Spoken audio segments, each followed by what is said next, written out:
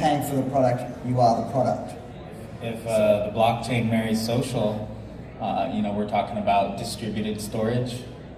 We're talking about APIs. I got to bring in APIs as the API evangelist, and we're talking about people having a lot more control over their information. From my point of view, the technology itself is less interesting than the functionality that it provides, what it enables you to do as a user.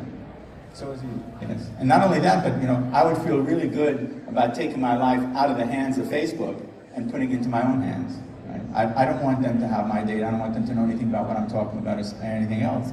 I want my conversations to be mine. I want to control them. I want to know where they are.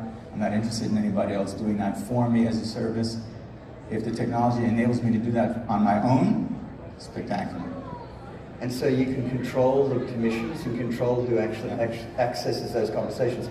I guess you could even have a little bot that says to companies who want to access your conversations, hey, please pay me some microcoins.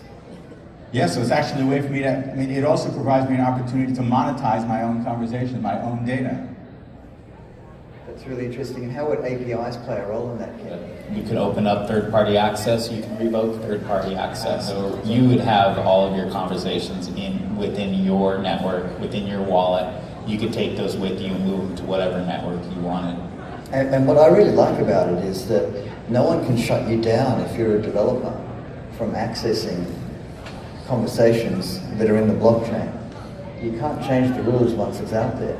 Well, another aspect of that also is that it prevents somebody like Facebook from arbitrarily censoring my conversations. So if you think about the coins themselves as a picture, I can personalize their look.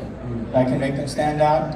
I can add additional functionality that would make them stand out in different ways. So if I have an API that allows me to access the technology, I can add all kinds of functionalities. I can make a game out of my conversation. As I put game aspects to it, I can do basically anything I want. Well, this really, for me, puts focus on the real value of data and storage rather than the speculative value that's created by markets and kind of, people, wanting there to be value and hyping it up. Well, and also the fact that it's packaged up and it's in units, which can be easily shifted around. That also gives you an object that you can evaluate. Yeah. So it provides you something to look at to place a value on, as opposed to an amorphous conversation that takes place in an arbitrary social media platform. In all of the industries that I've been a part of and the trends that I've watched, I've never seen an industry that has been so far ahead of itself than blockchain and crypto. Thank you very much, everyone.